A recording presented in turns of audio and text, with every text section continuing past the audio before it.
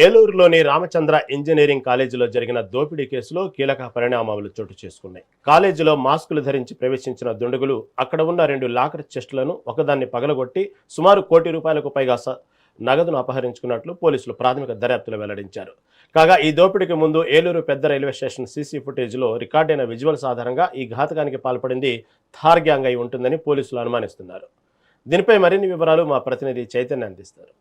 దానికి సంబంధించి రామచంద్ర ఇంజనీరింగ్ కాలేజీలో అయితే భారీ చోరీ అయితే జరిగింది. దీనికి సంబంధించి మనతో పాటు డిఎస్పీ ఉన్నారు, వారిని అడిగి తెలుసుకుందాం. సార్, నిన్న తార్ బృందం అయితే మొన్న రాత్రి ఏలూరులో పెద్ద రైల్వే స్టేషన్లో సీసీ ఫుటేజ్ని అయితే విడుదల చేశారు. వాళ్ళు బస్ స్టాండ్ మీద నుంచి కూడా ఇటు మాస్క్లు వేసుకొని రైల్వే ట్రాక్ దాటి ఇటు రామచంద్ర కాలేజీలోకి అయితే ఎంటర్ అయిందని తెలుస్తుంది. వారు ఎటువంటి చోరీ చేశారు, అక్కడ ఒక చెస్ట్ని కూడా పగలగొట్టారని చెప్తుంది, ఇంకోటి పగలలేదని చెప్తున్నారు. దీని మీద ఏంటి సార్?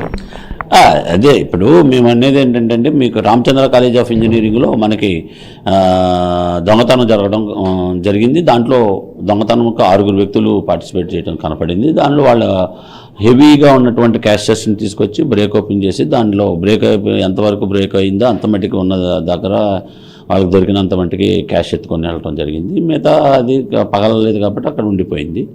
ముఖ్యంగా ఏంటంటే తార్ గ్యాంగ్ ఇదా అనేది ఇంకా ఐడెంటిఫై చేయలేదండి. ఎందుకంటే వాళ్ళు పూర్తిగా మాస్క్లు వేసుకున్నారు. మనకు వచ్చిన ఫుటేజ్లకి వాటికి తార్ గ్యాంగ్కి కొంత వేరియేషన్స్ ఉండడంతో పాటు కొంత రిజంబ్లింగ్స్ ఇంకేమైనా ఉన్నాయనేది చెక్ చేస్తున్నాండి. ఎప్పుడే కన్ఫర్మేషన్ కాదు. అలానే అన్ని కొన్నాళ్ళు ఇప్పుడు అదొకటే అని కాదు, ఇంతకుముందు గతంలో ఇలాంటి కాలేజీలు అటాక్ చేసిన బత్తుల ప్రభాకర్ కానీ, అదేవిధంగా మనకి ఇంటర్నల్గా కాలేజీలు ఏమన్నా జరిగినాయా అన్ని యాంగిల్స్లో ఇది. ఎందుకంటే ఒక యాంగిల్లో చూసి మనం డెసిషన్ తీసుకునేది కాదు. సో వీ వర్క్ ఫర్ 4 టీమ్స్ని దింపాం రంగంలోకి. అవసరమైతే ఇంకా మరిన్ని టీంలు కూడా దింపి మనం వర్కౌట్ చేస్తున్నాం. ఇది కాలేజీలో ఏదైతే థెఫ్ట్ జరుగుతుందో జరుగుతున్న సమయంలో సీసీటీవీలోకి రికార్డ్ అవ్వలేదని చెప్తున్నారు. అంటే దీని మీద ఏమంటారు? అలాగే యాక్చువల్గా జరుగుతున్న టైంలో వాళ్ళకి ఇంటర్నల్గా ఏమైందంటే హ్యాక్ అయ్యటం జరిగింది. అవుట్ సైడ్ ఉన్న వాటిలో కనపడింది. తర్వాత మేము ఇంకా కంటిన్యూషన్లో చెకింగ్లో కొంత కనపడుతున్నారు. సో వాళ్ళు ఇంటర్నల్ దాంతో అది రీబూట్ చేయడంతో కొంత ఆగటం అనేది జరిగింది. అయితే ఈ కాలేజీలో ఏదైతే 2 కోట్ల వరకు కూడా డబ్బులు ఉందని చెప్తున్నారు, అంత భారీ మొత్తంలో డబ్బులు ఎందుకున్నాయని అక్కడ మీరు కాలేజీ వారిని ప్రశ్నించారు? ప్రశ్నించండి, ఎందుకు ప్రశ్నించలేదు? వాళ్ళకు కాలేజ్ అడ్మిషన్స్ టైంలో మీకు తెలుసు కదా, ఫీజులు కనీసం ఇప్పుడు వాళ్ళు 100 మంది 50 మంది కడితే కనుక అదే డబ్బులు వచ్చేస్తాయి. వాళ్ళకి ఏంటంటే యూనివర్సిటీ మేము కూడా అడిగి ఎప్పటికప్పుడు బ్యాంకులో డిపాజిట్ చేసుకోలేదంటే వాళ్ళు ఇప్పుడు యూనివర్సిటీ బేస్లో వాళ్ళు కన్స్ట్రక్షన్స్ స్టార్ట్ చేశారు. వాళ్ళు ఫర్నిచర్ కోసం అని ఇటు కావటం అని అమౌంట్ బ్లాక్ చేసుకుందామని చెప్పారు. In the mean while it was happen.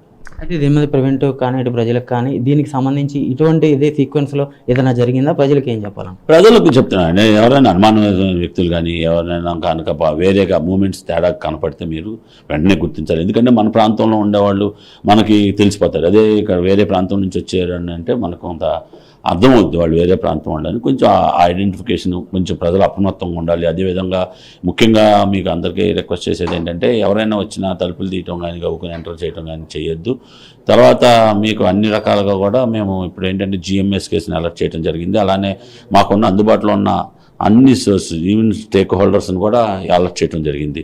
ముఖ్యంగా ఈ గ్రామీణ మహిళా సమైక్య గ్రూప్స్ని కానీ, తర్వాత వివిధ రకాలైనటువంటి గ్రూప్స్ని మనకి ఈ NGOస్ని వీళ్ళని కూడా అలర్ట్ చేయడం జరిగింది. సో వాళ్ళ కోఆపరేషన్ తోటి మేము మరింత మెరుగైన పబ్లిక్ సేవ చేయడానికి రెడీగా ఉన్నాం. అయితే ఈ వీడియో రిలీజ్ చేసిన తర్వాత అంటే ఇప్పటివరకు కూడా మధ్యప్రదేశ్ తార్ గ్యాంగ్ అని నిర్ధారించింది లేదు. అంటే ముందు రోజు వీళ్ళు వచ్చారు కాబట్టి వీరి కదలికలు కనపడినాయి. అలాగే బస్ స్టాండ్ సీసీ కెమెరాలో కనిపించారు, మాస్క్లు వేసుకొని కూడా ట్రాక్ దగ్గర కనిపించారని చెప్తున్నారు. వీరు అన్నది ఇప్పటివరకు కూడా కన్ఫర్మేషన్ ఏం లేదు.